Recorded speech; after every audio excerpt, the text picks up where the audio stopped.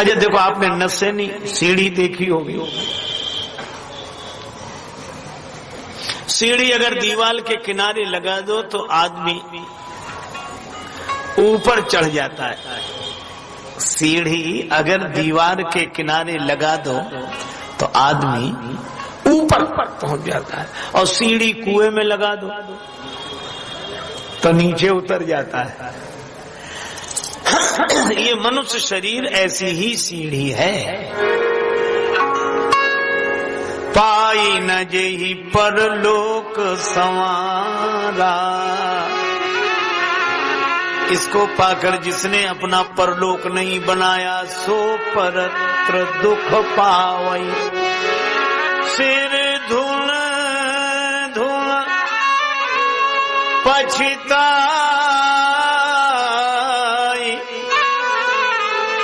कालहि कर्महि ईश्वरहि,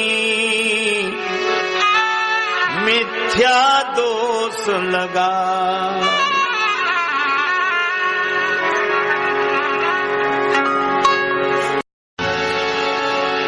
इसीलिए भाई फिर दोष लगाएंगे काल को, कर्म को, ईश्वर को। क्या बताएं, हमारा तो प्रारब्ध ही ऐसा था। समय इतना खराब, और ईश्वर ने भी कोई सहायता नहीं की। काल ही कर्म ही ईश्वर ही मिथ्या दोष लगाए। ये तब लगाते हैं दोष जब भजन नहीं करते। हरि भजले, हरि भजले, हरि भजने का मौका है। अभी भजले, अभी भजले, अभी भजने का मौका है। भगवान आगे बड़ी सुंदर बात कहते हैं कि यह जीव माया के द्वारा प्रेरित है। फिरत सदा माया कर प्रेरा, काल कर्म स्वभाव गुण घेरा।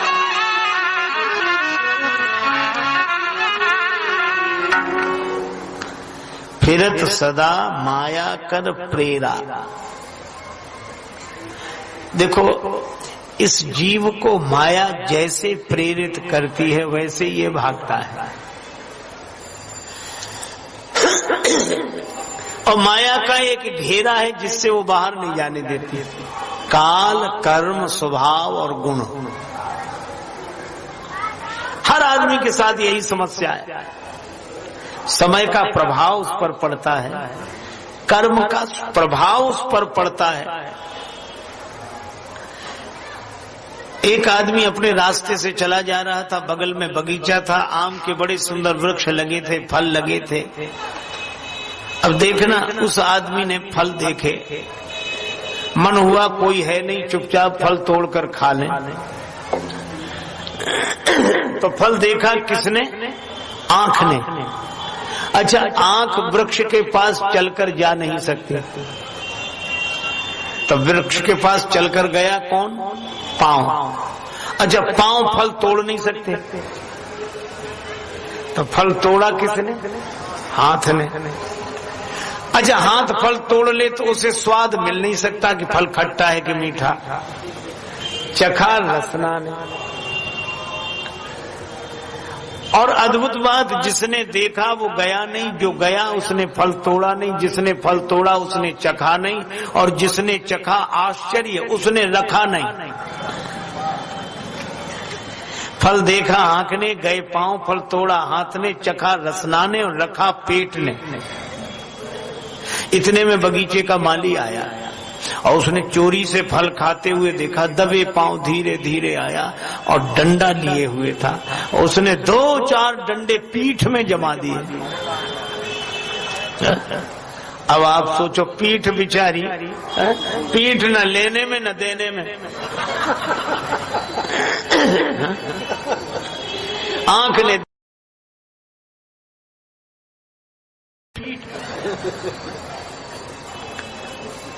और करे अपराध को और पाओ फल भोग, अति विचित्र भगवंत गति को जग जाने जो।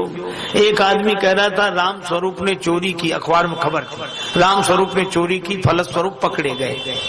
तो दूसरा आदमी अखबार की भाषा न समझ कर बोला कि ये लोग भी कैसे विचित्र, जब राम स्वरूप ने चोरी की तो फल स्वरूप को क्यों पकड़ा? वो फल स्वरूप नाम समझ रहा था किसी का।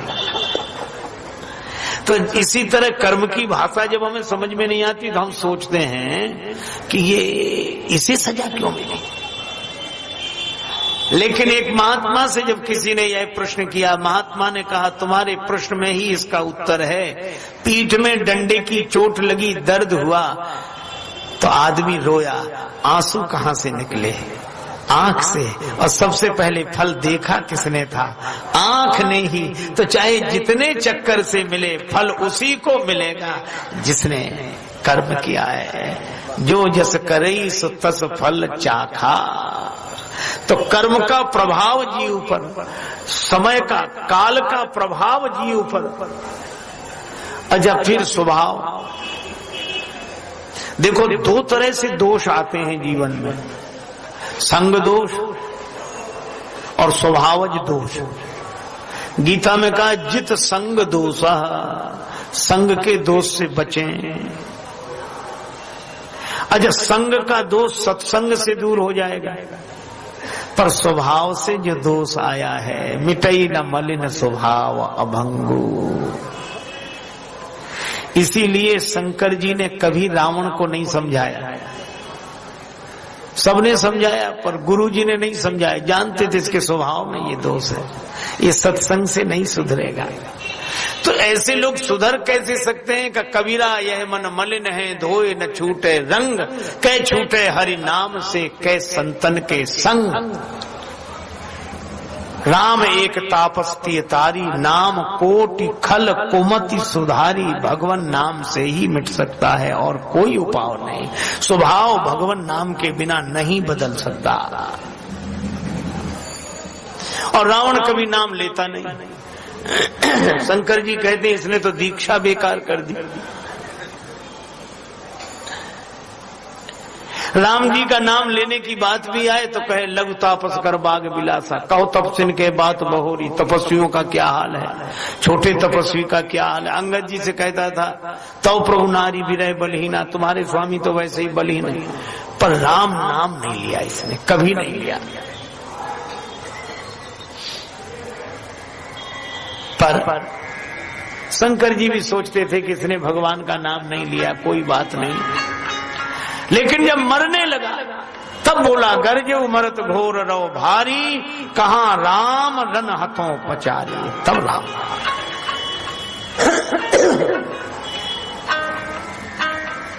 अपने यहां बड़ी अच्छी व्यवस्था है। अंत में नाम लेकर तर गया। एक सज्जन बोले ये तो बेकार की बातें हैं, मन को खुश करने बातें हैं, बहलाने वाली बातें हैं। जिंदगी भर पाप करता रहे, कोई अंत में राम राम कर ले तो पार हो जाएगा। ये बात हमारी समझ में नहीं आती, गलत बात है। हमने कहा बिल्कुल सही बात है। बोले कैसे? हमने कहा कोई विद्यार्थी साल भर न पढ़े और परीक्षा में बगल वाले की सही नकल करके लिख दे तो पास हो जाएगा कि नहीं?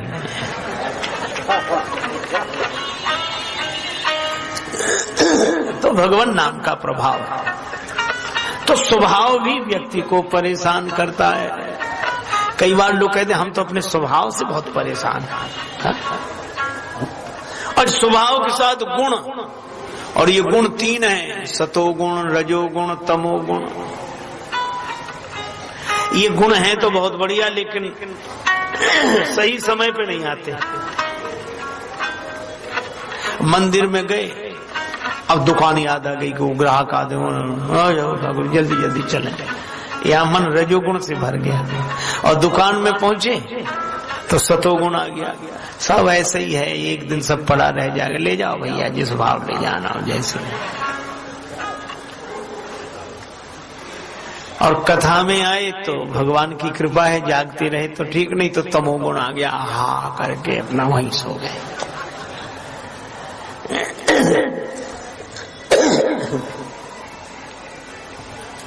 तो ये गुण समय से नहीं आते।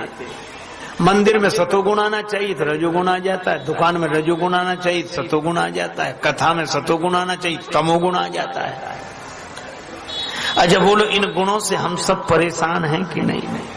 काल कर्म स्वभाव गुण घेरा। अच्छा, मजे की बात तो यह है कि कथा में कोई सो जाए तो पाप नहीं है। प्रकृति अब आ गई, नींद तो आ गई, क्या करें। लेकिन विडंबना यह है कि कोई आदमी ये स्वीकार नहीं करता कि हम सो रहे थे।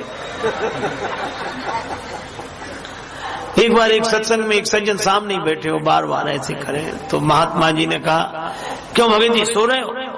तो आंख खुल, नहीं। फिर आंख बंद, सो रहे हो? नहीं। तो आंख बंद काहे करते हो?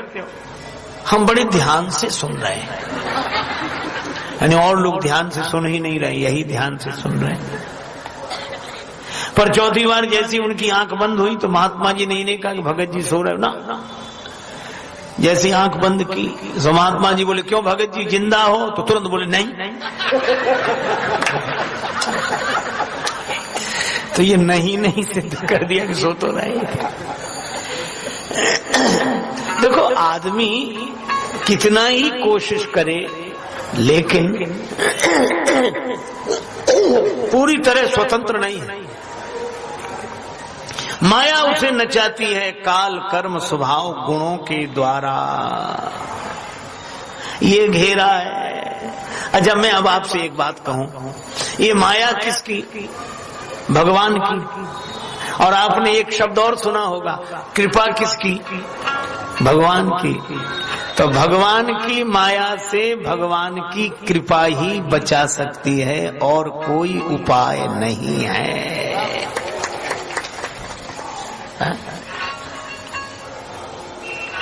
भगवान से एक भक्त ने कहा, प्रभु हमें भी कुछ दे दो। भगवान ने कहा, मांगो, क्या मांगते हो? कहा, आपके पास है क्या? भगवान ने कहा, हमारे पास दो चीज है, एक है हमारी माया और एक है हमारी कृपा, हमारी भक्ति। अच्छा, तो प्रभु दोनों का भेद बताओ तो हम मांग ले, माया मांगेंगे भक्ति। भगवान ने कहा कि देखो, तुम्हें खुद नाचना हो तो मेरी माया ले जाओ, और अगर मुझे नचाना हो तो मेरी भक्ति ले जाओ। अच्छा, सही में जो नाटक आदि में रात में नाचते हैं वे दिन भर सोते, कहते सोने दो भाई, रात भर जागना पड़ता है। और जो दिन भर मकान दुकान में जागते हैं शाम होते कहते सोने दो, दिन भर जागते जागते हो गया, है ना। तो रात को जागने वाले दिन में सोते हैं, दिन को जागने वाले रात में सोते हैं। पर भगवान की माया जिन्हें नचाती है वे न दिन में सोए न रात में सोए, नचाता है। सब जग को नहीं नचाए हरि माया जादूगरनी, सब जग को नहीं नचाए हरि माया जादूगरनी, जग को नहीं नचाए हरि माया जादूगरनी, सब जग को नहीं नचाए हरि माया जादूगरनी, अति अद्भुत खेल रचाए हरि माया जादूगरनी, अति अद्भुत खेल रचाए हरि माया जादूगरनी, कोया को पार न पावे यह सबको नाच नचावे, कोया को पार न पावे यह सबको नाच नचावे, दुख में सुख को दर्शाए हरि माया जादूगरनी, दुख में सुख को दर्शाए हरि माया जादूगरनी, सब जग को रही नचाए हरि माया जादूगरनी। और इस माया के दो रूप हैं, विद्या और अविद्या दो, पर हरि सेवक ही न व्याप अविद्या, प्रभु प्रेरित ते ही व्यापी विद्या। देखो, हमें तो ऐसा लगता है माया एक ही है, उसके स्वरूप दो हैं, विद्या और अविद्या। आप ऐसे सोचो जैसे दरवाजे पर कोई व्यक्ति खड़ा हो, पहरेदार हो, आप जाना नहीं जा सकते, चलिए बाहर, चलिए चलिए बाहर, वही आपको अंदर नहीं जाने दे रहा, और आपने भीतर फोन कर लिया जिनका मकान है उनसे, और उन्होंने संकेत कर दिया कि नहीं आ जाने दें, तो जो आपको मना कर रहा था वो यहाँ जो आइए चलिए। तो जो हाथ जोड़कर भगवान से मिलाने का काम करे वह विद्या माया है, और जो न मिलने दे वो अविद्या माया है। ये माया सबको नाच नचाती है। जो माया सब जगह ही नचावा, जासु चरित लख काहू न पावा। सूरदास जी महाराज कहते हैं, अब मैं नाच्यो बहुत गोपाल, अब मैं नाच्यो बहुत गोपाल, अब मैं नाचो बहुत गोपाल। काम क्रोध को पहिरी चूल ना, कंठ विषय की माल, अब मैं नाच्यो बहुत गोपाल, अब मैं नाचो बहुत गोपाल। सूरदास की समय अविद्या दूर करहु नंदलाल, बहुत गोपाल। अच्छा, तुलसीदास जी कहते हैं, नाचत ही निशि दिवस मर्यो, दिन रात नाच रहा हूं।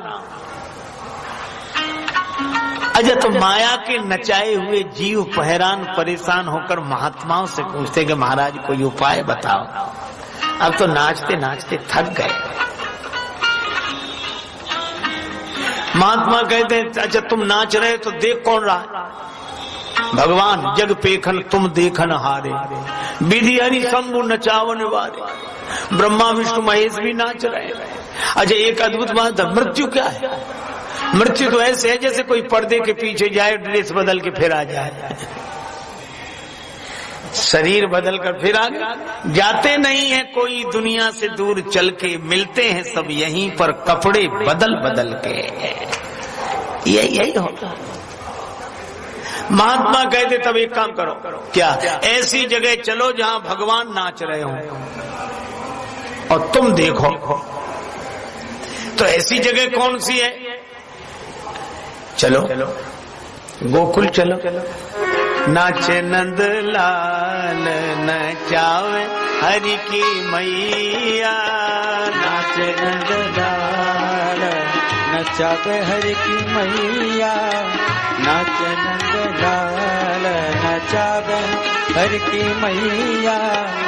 ठुमुक ठुमुक पद धरत कन्हैया, ठुमुक ठुमुक पग धरत कन्हैया, नाचे नंद लाल नचावे हरि की मैया, नाचे नंद लाल नचावे हरि की मैया, नाचे नंद लाल नचावे। तो देखो भाई, गोकुल में नाच रहे हैं भगवान, वहां जाते ही जीव का नाचना बंद, भगवान का नाच शुरू। और भगवान कहीं वृंदावन आ जाए और वृंदावन में नाचने लगे तो वृंदावन में बाहर आ जाते हैं। वृंदावन बाहर आई, वृंदावन बाहर वृंदावन बाहर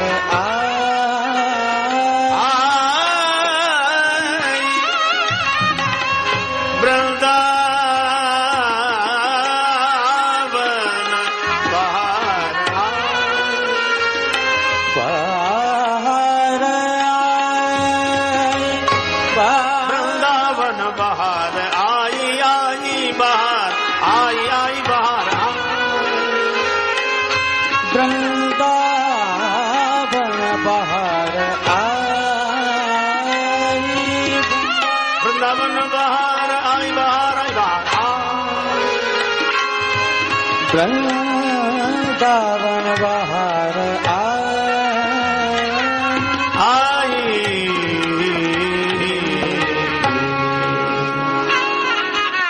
भगवान नाचते गोकुल में, वृंदावन में। अरे गोकुल वृंदावन में तो श्री कृष्ण भगवान नाचते ही हैं। अरे जिन्हें माया के नाचने से बचना हो वे श्री अवध में आ जाए, अयोध्या में। यहाँ भी भगवान नाचते हैं। रूप राशि नृप अजिर बिहारी, नाचहि निज प्रतिबिंब निहारी। रूप राशि नृप अजिर बिहारी, रूप राशि नृप अजिर बिहारी। ओ नाचहि निज प्रतिबिंब निहारी। रूप राशि नृप अजिर बिहारी, रूप राशि नृप अजिर बिहारी। रूप राशि नृप अजिर बिहारी। खिल के रघुवर देखारी, अनुपम शोभा सखी। खिल के रघुवर देखारी, अनुपम शोभा सखी। लखी मगन होई महतारी, अनुपम शोभा सखी। लखी मगन होए महतारी, अनुपम शोभा सखी।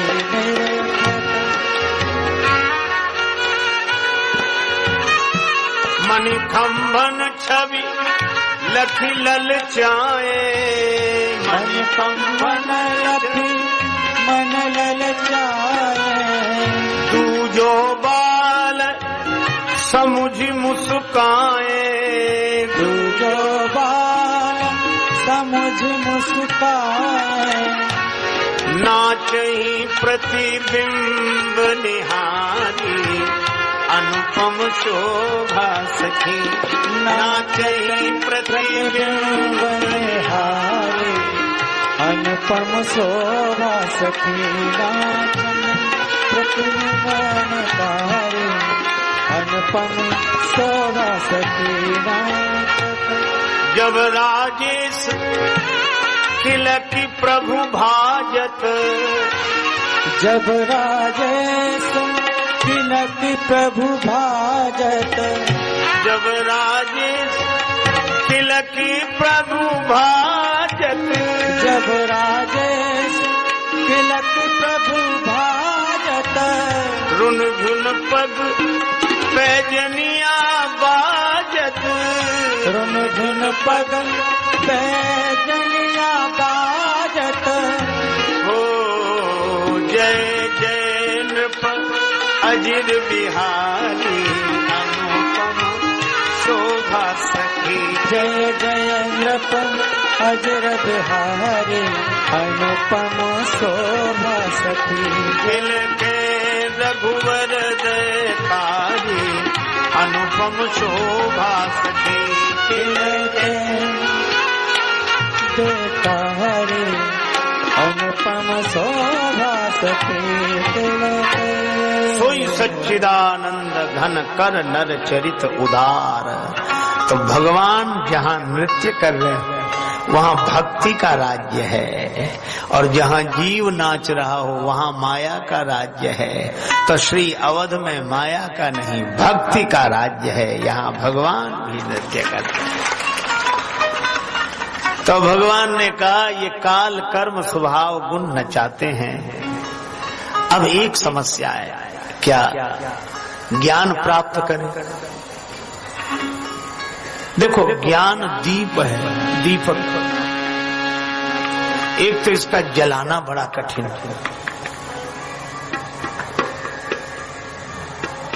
है, तूल तुरी सम्हारी पुन बाती करे सुगार। पहले तो गाय, श्रद्धा सुरभि, नियम का तृण चरे, तब भाव के बछड़े को जन्म दे, तब निर्मल मन ग्वाला इसका दोहन करके दूध निकाले, फिर दूध को जमाए, दही बनाए,